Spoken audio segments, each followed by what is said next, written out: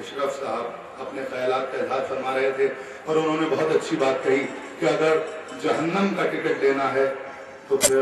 نجدیوں کے پاس جائیے، ان کے پاس جائیے جو آج اپنی فوجیں بحرین کی حکومت میں بھیج رہے ہیں، بحرین میں بھیج رہے ہیں اور مسلمانوں کا قتل عام کر رہے ہیں، نسل کشی کر رہے ہیں۔ آئیے حضرات اس سلسلے کو آگے بڑھایا جائے۔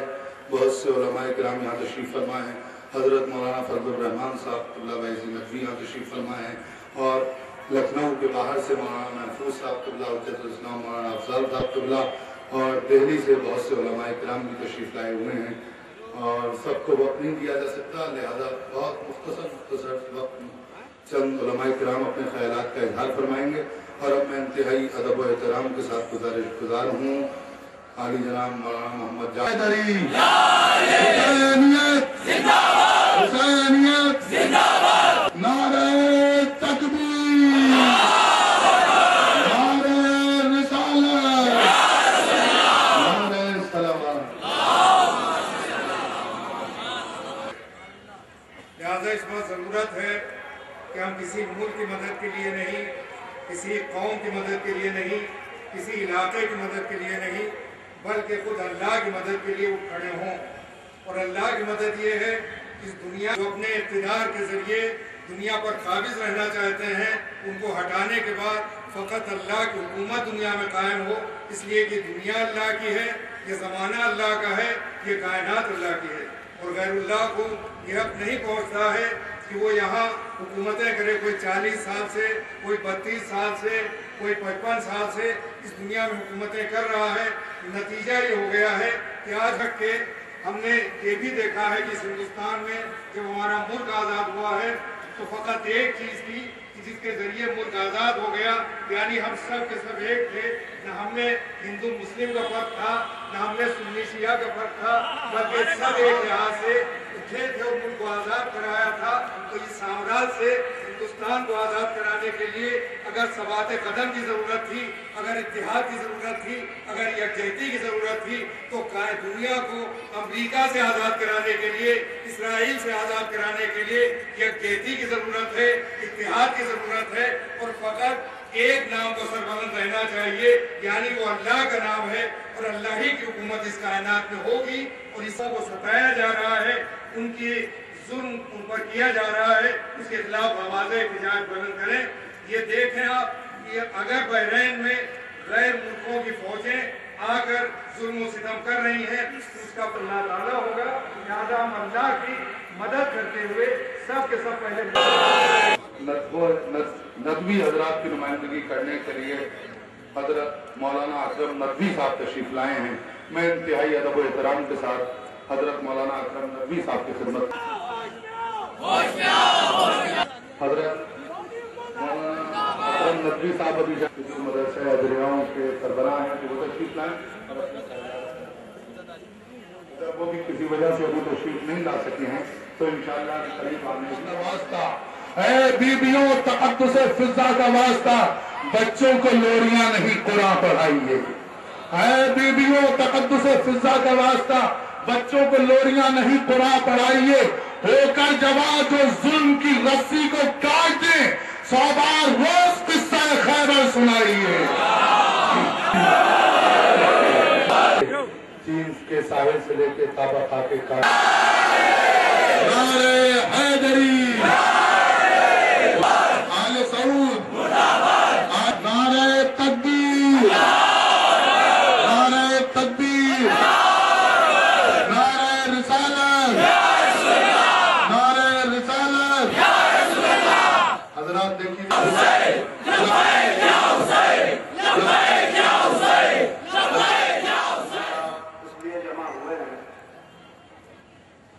کہ اسلام کے نام پہ جو حکومت اسلام کو بدنام کر رہی ہیں ان کی نقاب کشائی کی جائے اور اصل اسلام کے چہرے کو کائنات کے سامنے پیش کیا جائے، تاکہ آئندہ آنے والے دنوں میں کہ جس میں ہمیں اپنے امام زمان علیہ السلام کے آمد کے انتظار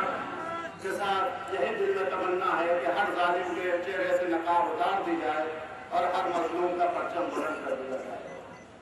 لہذا یہ اتحاد کا مظاہرہ جو آج आज हमारे और आपके दरमियान में है, ताज़हूर इमाम ज़मान अलैहिस्सलातु वस्सलाम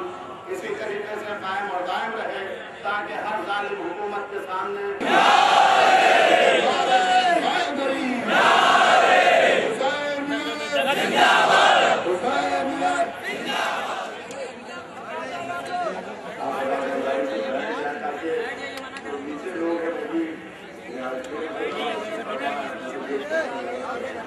बाजू हिलाओ नहीं।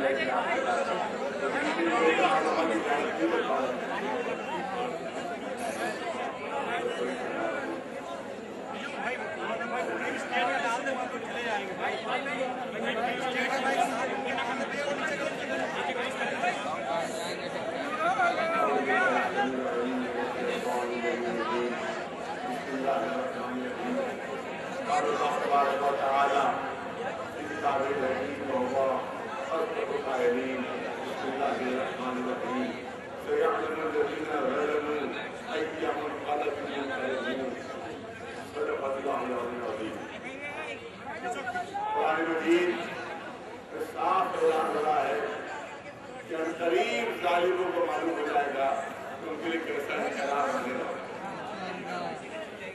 ये अल्लाह ताला कुरान मजीद की पेशीन गोई भी है,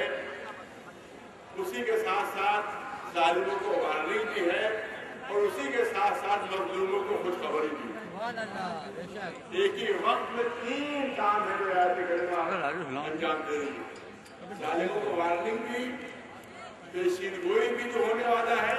उसी के साथ मजलूमों को खुशखबरी भी कि फतह मजलूमों की होगी, शिकस्त जालिमों की। आप देखें तो वक्त बिल्कुल नहीं है, जुलूस भी करना है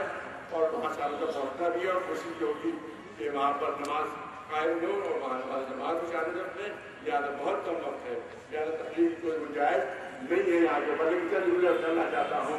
आप देखें जैसे कि मौलाना ने फरमाया कि कुरान मजीद कोई किस्से बयानी की किताब नहीं है, कुरान मजीद कोई तारीख की किताब ही नहीं है। कुरान मजीद में जितने भी वाक़यात हैं वो क़यामत तक के लिए दर्स और सबक। अब आप देखें मैं तर्जुमा करना चाहता हूँ। इस वक्त ऐसा लगता है कि अमेरिका सबको पीस देगा, ऐसा लगता है कि अमेरिका का असलाह सब पर गालिब आ रहा है, हर तरफ अमेरिका का दौर हो रहा है, हर तरफ इस्लामिक का जुल्म सितम है। ऐसा लगता है कि मजलूम पिस जाएंगे और जालिम कामयाब हो जाएगा, लेकिन कुरान ने कुछ और मंजर कशी की है। कुरान ने कुछ और मंजर कशी की है जो मैं आपके सामने पेश करना चाहता हूँ। आप देखें कि जिस वक्त जनाब मूसा और बनी इसराइल चले हैं तो एक तरफ फिरौनी लश्कर था सैलाब की सूरत में और दूसरी तरफ सामने दरियाए नील था, दरमियान में जनाब मूसा थे और बनी इसराइल थे। मुझे इतना बता दीजिए कि उस वक्त देखने वाले क्या सोच रहे होंगे और देखने वालों का यकीन क्या होगा। उस वक्त हर देखने वाला सही यकीन कर रहा होगा कि या तो फिरौनी लश्कर जनाब मूसा को पीस देगा या दरिया में बनी इसराइल और जनाब मूसा गर्क हो जाएंगे। इसके अलावा कोई जहन उसको सोच नहीं सकता था। लेकिन उस वक्त मशीयत का इशारा हुआ, उस वक्त दरियाए नील में रास्ते बने, जनाब मूसा पर नजात हुई, फिरौन गर्क हो गया।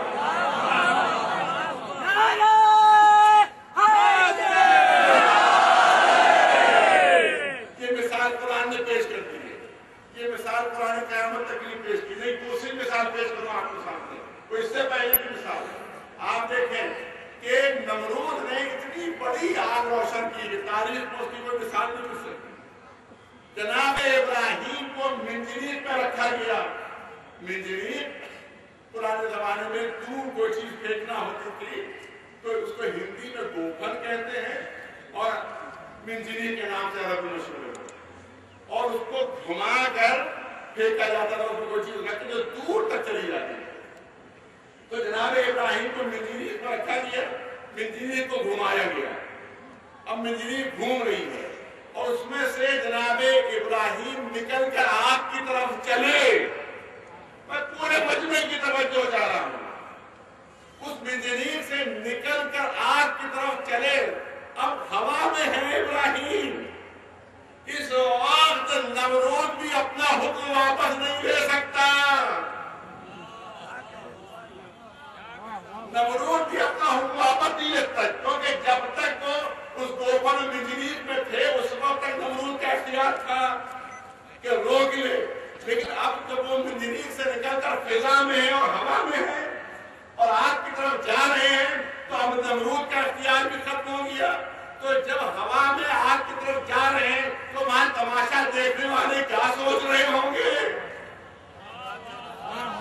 اور کیا ان کو یقین ہوگا کہ اب یہ ابراہیم آگ میں جلنے سے بچ نہیں سکتے، نمرود کامیاب ہو جائے گا، ابراہیم ختم ہو جائیں گے۔ اس وقت اللہ کی طرف سے اشارہ ہوتا ہے اور وہی جلتی ہوئی آگ گلزار بن جاتی ہے، نمرود ختم ہو جاتا ہے، ابراہیم کی یاد آئے تک باقی ہے۔ اسی طرح سے آپ دیکھ لیں، بات پیش کرنا چاہتا ہوں، اسی طرح سے آپ دیکھ لیں کہ ایک طرف رسول اللہ ہے اور ظاہری لحاظ سے کمزور ترین طاقتیں ان کے ساتھ ہیں، کیونکہ ایک بوڑھے ابو طالب ہیں کہ جن کا سن 70 برس کا، بڑھاپا بھی کمزوری کی علامت ہے، زوجہ محترمہ ہے جناب خدیجہ، عورت ہونا بھی کمزوری کی علامت ہے، ایک غلام ہے زید ابن حارثہ، غلام بھی سب سے کمزور اور کچلا ہوا طبقہ دارب کا، اور ایک 10 برس کا بچہ ہے اور بچپنا بھی کمزوری کی علامت۔ تو اگر دیکھا جائے تو رسول اللہ کی طرف ظاہری طور پر سوائے کمزوری اور کمزوری کے طاقت تھی ہی نہیں، اور مقابلے میں لاکھوں تھے۔ سن لے یہ ظالم سن لے کہ مقابلے میں رسول اللہ کے لاکھوں تھے کہ جن کے پاس قوت بھی تھی، جن کے پاس طاقت بھی تھی، جن کے